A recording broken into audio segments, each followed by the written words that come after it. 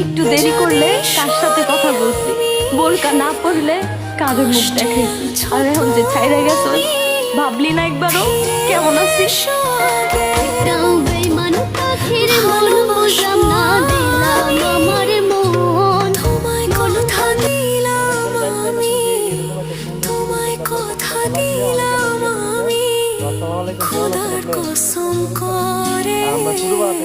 যদি বলো আমায় তুমি সত্যি ভালোবাসো, যদি বলো আমায় তুমি সত্যি ভালোবাসো।